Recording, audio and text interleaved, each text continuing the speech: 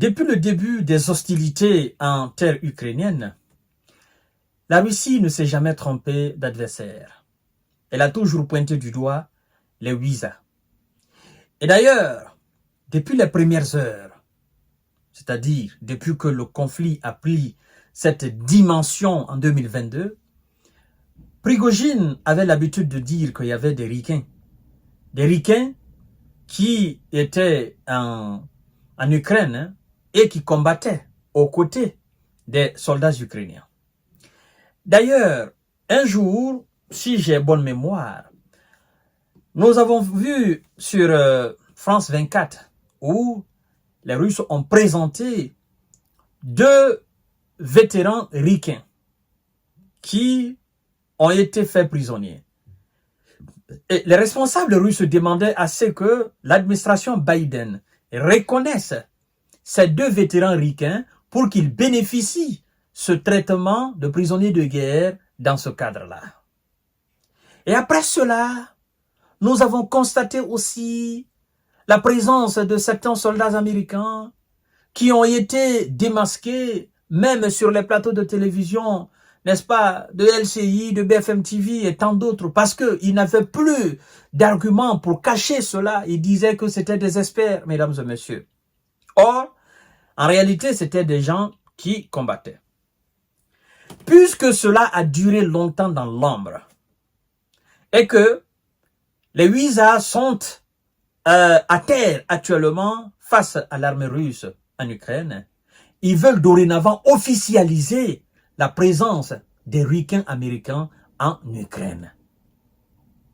Ils veulent officialiser les militaires, les soldats ricains en terre ukrainienne. Parce que la déclaration qu'ils viennent de faire là, on se dit, ah, voilà, ce qui avait longtemps duré dans l'ombre, enfin, ils veulent tirer le voile pour que le monde entier voie. Et ils sont en train de plonger le monde, n'est-ce pas, dans un face-à-face entre la Russie et eux. Quand je dis eux, je parle des Ouïsa. Mesdames et messieurs, les Ouïsa envisagent l'information qui est donnée, mais que nous allons commenter tout à l'heure. On nous dit que les Ouïsa envisagent d'envoyer des soldats techniciens dans le but d'aller réparer les armes occidentales, surtout américaines, qu'ils ont envoyées en Ukraine et qui n'ont pas su résister à la puissance de feu de l'armée russe, qui ont été alors endommagés, gâtés, mis hors d'état de combat. Ils veulent envoyer ces gens pour aller réparer ces machines-là. Mais nous allons voir tout à l'heure ce que ça veut dire.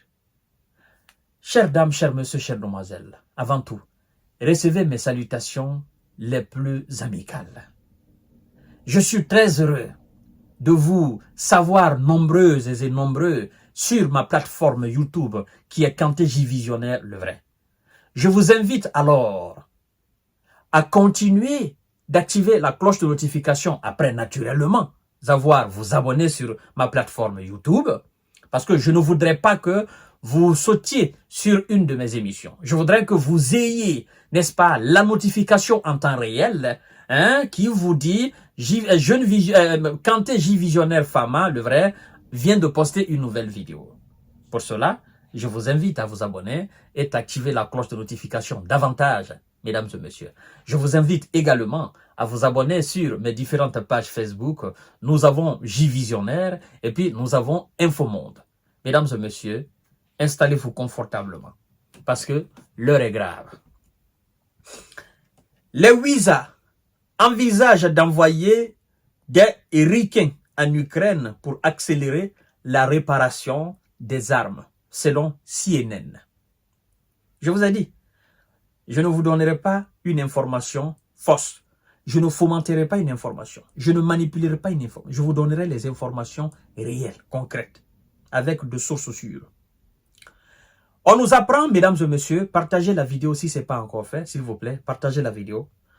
L'on nous apprend aujourd'hui que le gouvernement ricain envisage d'autoriser des sous-traitants militaires ricains à se rendre en Ukraine pour permettre une maintenance plus rapide des armes fournies par les États-Unis, selon CNN.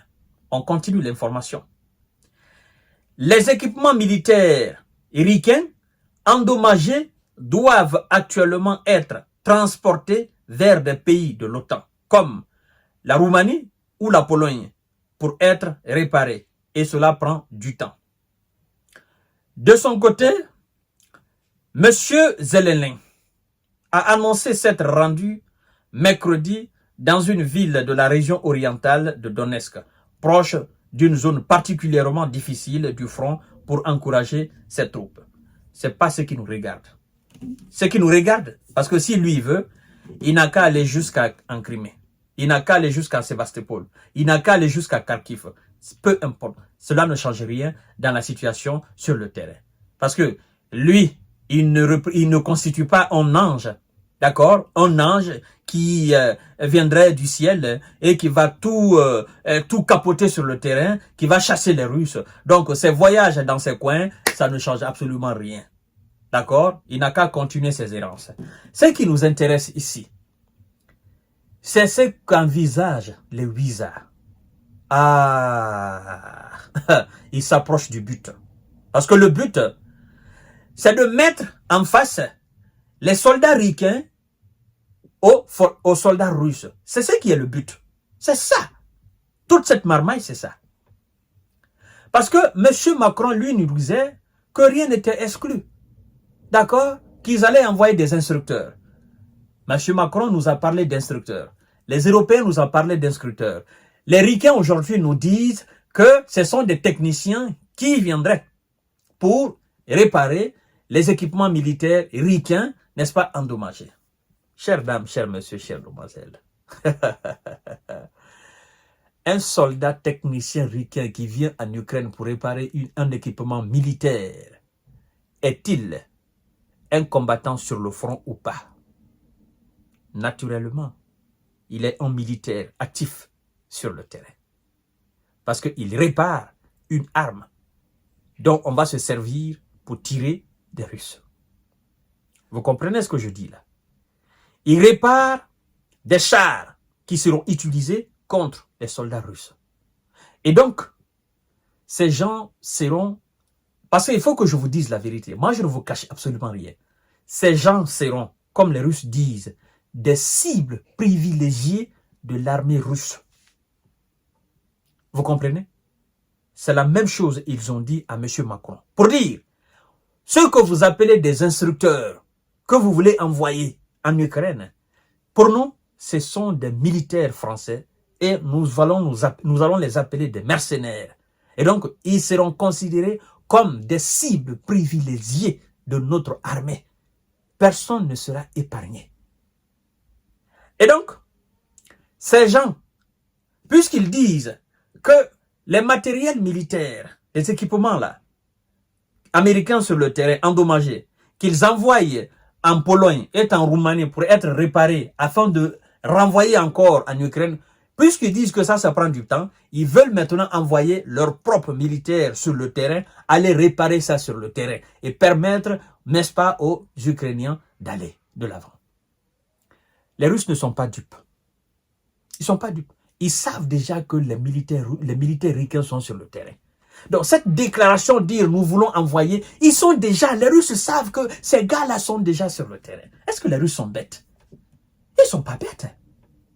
La Russie a dit que depuis longtemps, les armes américaines sont lancées, sont utilisées contre la Russie, sont utilisées contre l'armée russe.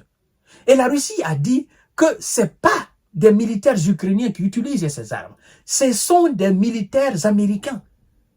Parce que les armes lourdes envoyées sur le terrain, les Ukrainiens n'ont pas cette compétence pour les utiliser. Ce sont des soldats ricains qui les utilisent. Et on dit que ce sont des Ukrainiens. La Russie dit que c'est faux. Et, vous savez, mesdames et messieurs, les ricains, en disant cela, ils sont en train d'augmenter l'escalade. Ils sont en train d'augmenter la tension dans cette histoire-là. Oui, parce que, je vous dis encore une fois, demain ou après-demain, on fera une émission là-dessus. Ces ricains qui seront envoyés et qui sont déjà sur le terrain, d'abord, ceux qui sont sur le terrain constituent des cibles privilégiées, mais ceux qui viendront seront aussi considérés comme des cibles privilégiées de l'armée russe. Vous ne viendrez pas me dire, oh non, ce sont des techniciens juste. Non, ce sont des militaires. Oh non, ce sont des réparateurs. Non, ce sont des militaires. Vous comprenez? Petit à petit, les Ouïzas sont en train d'entrer en guerre avec la Russie. Et ça se passe devant le monde entier. Ça se passe devant toutes les organisations dites internationales. Et personne ne bronche mot.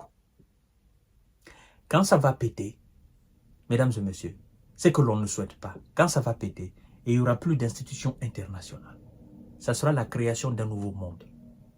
Peut-être que cela se passera devant des gens, certainement, peut-être que nous ne serons plus là.